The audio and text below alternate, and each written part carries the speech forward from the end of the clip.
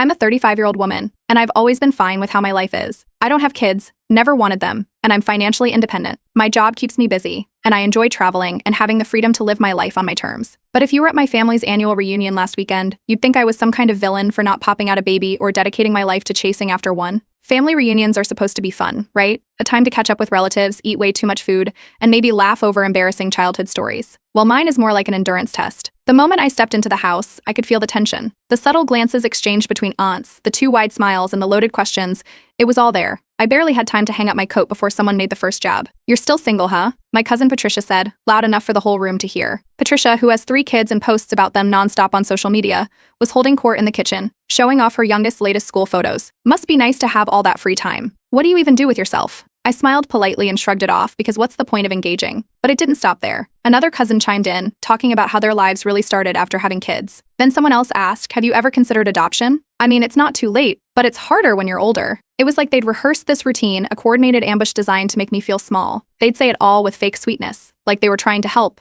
But the judgment was as clear as the lemonade on the table. Even my mom got in on it, casually mentioning that I was wasting my best years, and how every woman should experience the joy of motherhood. My dad nodded along, throwing in a comment about how they would have loved more grandkids. I tried to deflect, mentioning my career milestones and hobbies, but it didn't matter. My accomplishments never held any weight here. The only currency they valued was diapers, report cards, and family Christmas photos. At some point, the topic shifted to my younger sister, Laura. Growing up, she was the golden child. Beautiful, charming, and always the center of attention. If there was a spotlight, Laura was in it.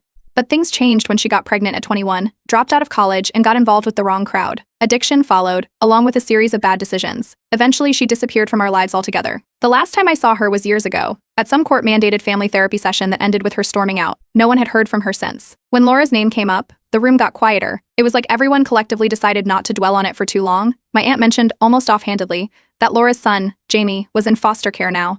She said it like she was talking about the weather, detached, casual, and with zero emotion. I froze for a moment trying to process what I'd just heard. Jamie. I'd never met him, but I knew he was about 10 years old now. The last I'd heard, he was living with Laura and one of her boyfriends. Apparently that didn't last. "What do you mean he's in foster care?" I asked. My aunt shrugged. "Well, you know how Laura is. Her choices caught up with her. Poor kid. But what can you do?" I looked around the room, waiting for someone to say something. Anything. But they all just went back to their conversations. It was like Jamie didn't even exist. I pressed my parents about it, but they waved me off. "You wouldn't understand," my mom said. It's not that simple. The rest of the evening was a blur. I couldn't stop thinking about Jamie, a 10-year-old boy abandoned by his mother and dismissed by the very people who should have been there for him. And here they were, lecturing me about responsibility and family values. When I got home that night, I couldn't let it go. I started digging, trying to find out what I could about Jamie. It didn't take long to find some information. He'd been in the system for a while, bouncing between homes. The more I read, the angrier I got. How could my family just pretend he didn't exist? How could they sit around, judging me, while turning their backs on a child who needed them? The next morning, I called a social worker to ask about Jamie's situation. It wasn't a decision I made lightly. I knew it was going to be complicated and messy, but I couldn't stand the idea of him being forgotten. If my family wouldn't step up, then maybe I could.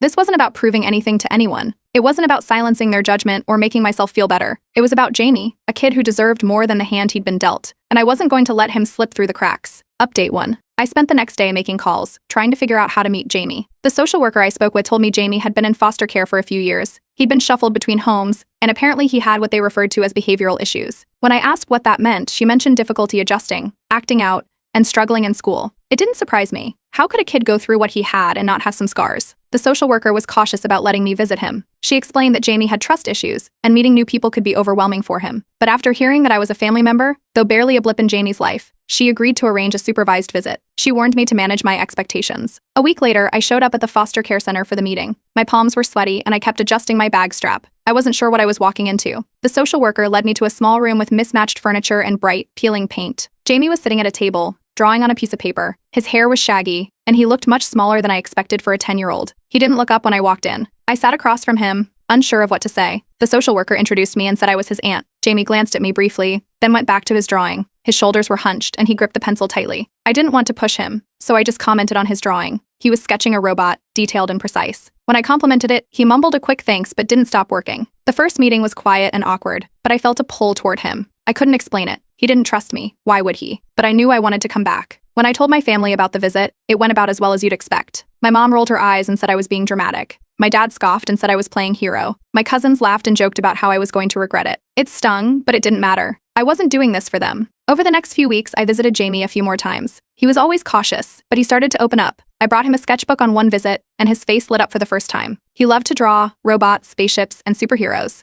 He was good at it, too. I asked him about his favorite movies, and he rattled off a list of animated ones. I made a mental note to watch them later so I'd have something to talk to him about. Bit by bit, he started sharing small pieces of his life. He told me about his mom, how she used to sing to him when he was little, how she smelled like strawberries, and how she stopped showing up when he needed her most. It was heartbreaking to hear, but I didn't interrupt. I let him talk. By the time I decided to start the adoption process, I had no illusions about how hard it was going to be. The paperwork alone was overwhelming, and the system was designed to weed out anyone who wasn't 100% committed. Some of my friends were supportive, but a few raised eyebrows. They reminded me that Jamie came with baggage and asked if I was ready for the responsibility. It didn't change my mind, but it did make me think about how unprepared I felt. My parents were furious when they found out. They accused me of embarrassing the family and bringing more shame onto them. My mom even said I was stealing Laura's child. It was laughable, considering how they'd washed their hands of him. After one too many arguments, I stopped answering their calls. Thankfully, not everyone was against me. A couple of close friends helped me set up Jamie's room. We painted the walls a soft blue, put up shelves for his sketchbooks, and added a small desk for him to draw. I wanted him to feel like he had a space that was his, even if he wasn't living with me yet. During one visit,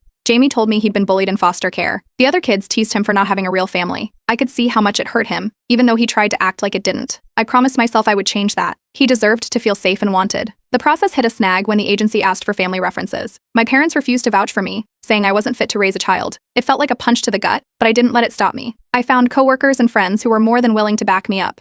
Eventually, Jamie came for his first sleepover at my house. He was nervous, and so was I. We tried making pancakes for dinner, but it turned into a disaster. The batter ended up everywhere except the pan, and we laughed so hard that we both had tears streaming down our faces. It was the first time I saw him let his guard down completely. That night, as I tucked him into bed, he asked if he could come back again. I told him he was always welcome. It wasn't perfect, and I knew there were more challenges ahead, but in that moment, it felt like we were on the right path. Update 2. The adoption process started moving faster than I expected. The first big hurdle was the home inspection. The social worker called to schedule it, and suddenly everything in my house felt inadequate. I spent the week before her visit childproofing every corner. I bought outlet covers, rearranged furniture, and stocked the fridge with kid-friendly snacks. A friend helped me assemble a secondhand bookshelf for Jamie's room, which he'd already started decorating with his drawings. On inspection day, I was a nervous wreck, but the social worker didn't seem overly critical. She walked through the house with a clipboard, checking off items on her list. When she reached Jamie's room, she smiled at the sketchbooks lined up neatly on his desk. "He's going to feel at home here," she said. It was the first moment I felt like I might actually pull this off. Then came the financial strain. I didn't realize how expensive the adoption process could get. There were application fees, legal costs, and the unexpected expenses of setting up Jamie's space. Every time I looked at my bank account, I felt a pit in my stomach, but giving up wasn't an option. I cut back on unnecessary expenses, skipping out on things like takeout and my gym membership, and focused every spare dollar on getting through the next step. A few weeks later, I got a call that the custody hearing was scheduled. I'd need to provide proof that I could care for Jamie long-term. That meant gathering financial statements, employment records, and personal references. The social worker reassured me that I was on the right track, but it was still overwhelming. During one of Jamie's visits, he started calling me Aunt Name instead of just using my name. It caught me off guard, but I didn't correct him. He also asked if he could put up some glow-in-the-dark stars on the ceiling of his room. We spent the afternoon sticking them up together, and later, when we turned off the lights, his smile lit up the entire room. But the next blow came from my parents. I learned they'd written a letter to the court stating I was unfit to adopt Jamie. They called me selfish and claimed I lacked the experience to raise a child. The letter was brutal. I hadn't expected their support, but actively sabotaging me? That felt like a new low. I hired a lawyer to counter their claims and started gathering testimonials from friends and coworkers who could vouch for my character. One of my colleagues wrote about how I'd helped her through a tough time with her kids, and a neighbor mentioned how I'd always been reliable and caring. The letters gave me hope, but it was hard not to think about how my own parents were actively trying to block me from helping Jamie. Meanwhile, Jamie started opening up more during our visits. One afternoon, he told me he'd always felt like he didn't belong anywhere. He said foster care felt like being passed around, like nobody wanted to keep him. Hearing that made me more determined to give him a permanent home. For the first time, he talked about things he wanted to do in the future, like becoming an artist or visiting a big city. It felt like a breakthrough. As Jamie's birthday approached, I learned from the social worker that he'd never had a real birthday party. I decided to throw one. I invited a few of his foster siblings, as well as some kids he'd recently met at school. We kept it simple: pizza, cake, and a small art station where the kids could draw. When Jamie walked into the living room and saw the decorations, his eyes widened. He'd never been celebrated like that before. At the end of the party, Jamie hugged me and called me mom for the first time. I didn't react outwardly, but it hit me hard. It wasn't something I expected or even thought about, but hearing it felt right. The custody hearing was the final hurdle. On the day of the hearing, a distant cousin I hadn't spoken to in years showed up unexpectedly. She told the court how ashamed she was of the family for abandoning Jamie and how much she admired what I was doing.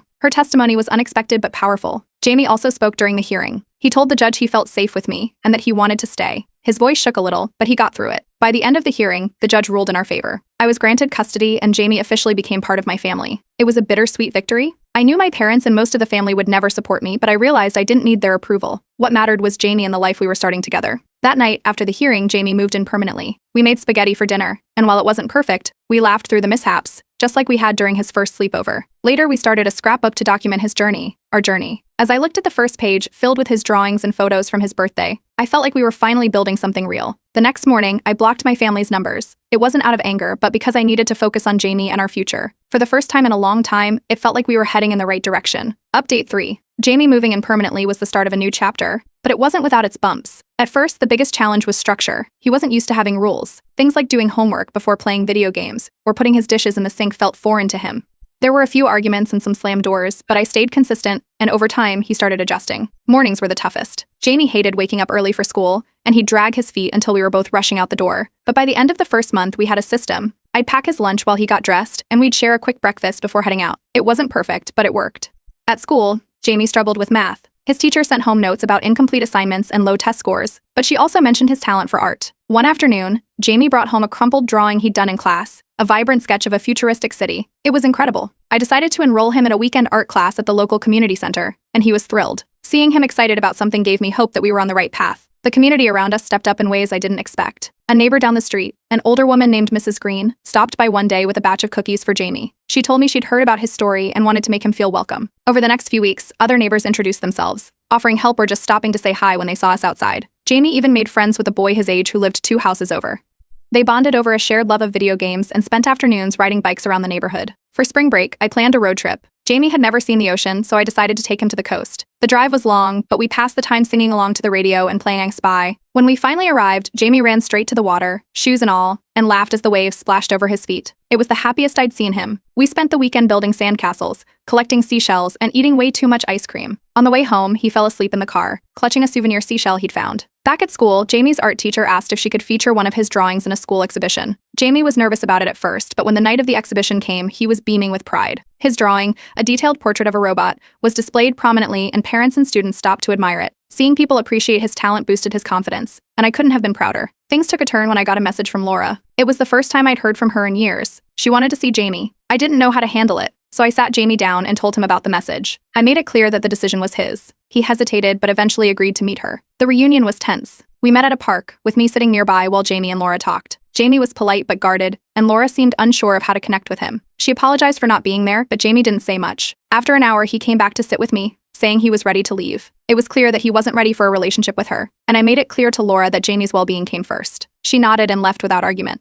Not long after, Jamie had another big win at school. He entered a district-wide art competition and earned an award for his work. The school held a small ceremony and Jamie's name was called. He walked up to accept his award and the entire room clapped for him. That night, we celebrated with a movie and popcorn, laughing and quoting lines back and forth.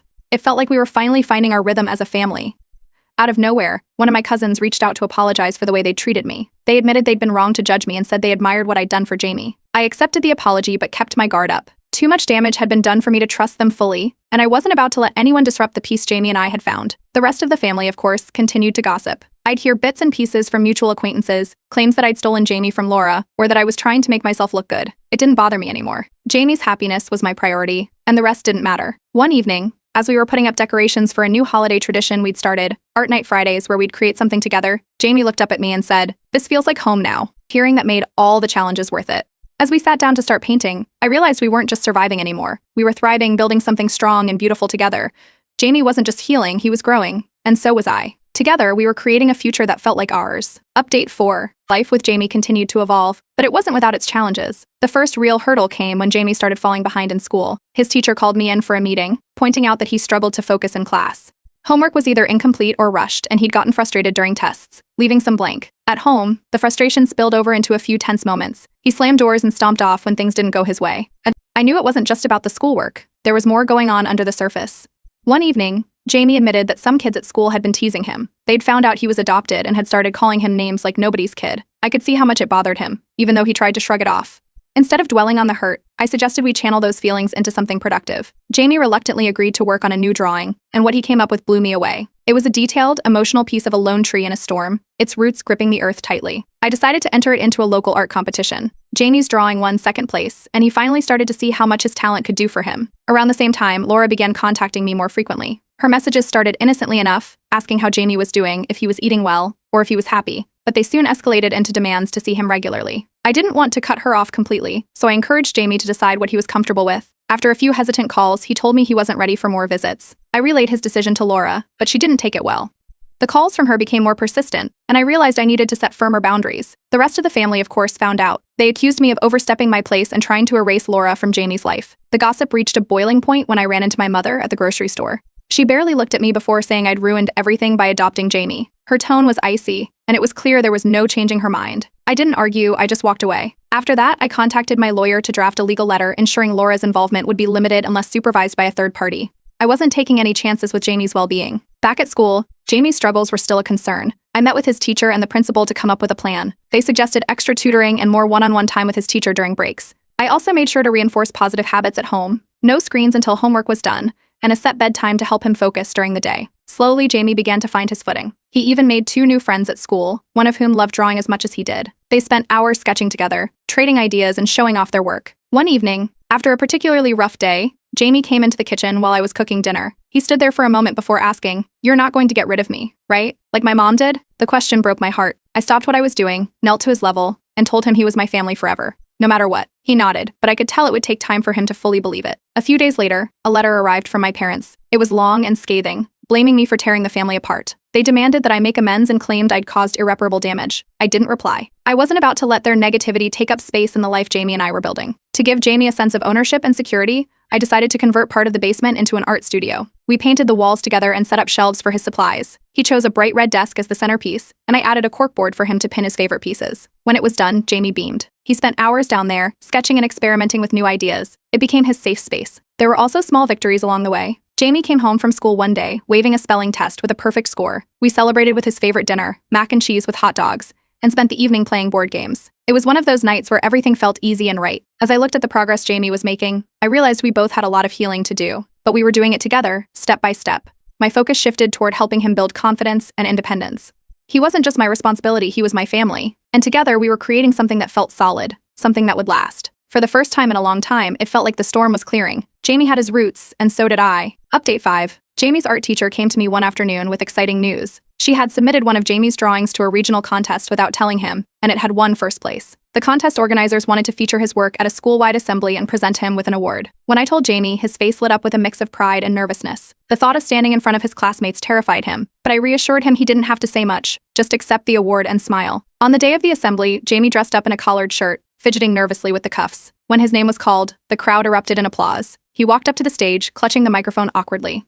He hesitated for a moment before speaking, his voice shaky but clear. "Art helps me say things I don't know how to say out loud," he told the room. "It makes me feel like I'm not alone." By the time he stepped off the stage, the applause had turned into a standing ovation. But the moment wasn't without its complications. After the ceremony, as we were taking photos with his art teacher, Laura showed up unannounced. I spotted her lingering near the back of the crowd, looking hesitant. When Jamie noticed her, his expression shifted from excitement to confusion. Laura approached cautiously, but her presence created tension. She started talking to Jamie, but her words quickly turned into a defensive tirade about how she'd been trying to reach him and how I was keeping him from her. Jamie froze, unsure of how to respond. I stepped in and calmly told Laura this wasn't the time or place. Her voice grew louder, drawing the attention of nearby parents and teachers. I firmly asked her to leave, and eventually she stormed off, muttering under her breath. Jamie's excitement from the ceremony was dampened, but we managed to salvage the day with ice cream and a quiet evening at home. I knew I needed to set firmer boundaries, so I reached out to my lawyer to ensure Laura couldn't disrupt Jamie's life again, without consequences. A few days later, Jamie was unpacking a box of old belongings I'd stored in the basement when he found a small photo album. It was filled with pictures of him as a baby and a toddler, most of them with Laura. He brought the album to me, flipping through the pages. We sat together, looking at the photos, and I answered his questions as best as I could. It was a bittersweet moment, but it gave Jamie a chance to process his past in a safe environment. Meanwhile, the family drama didn't slow down.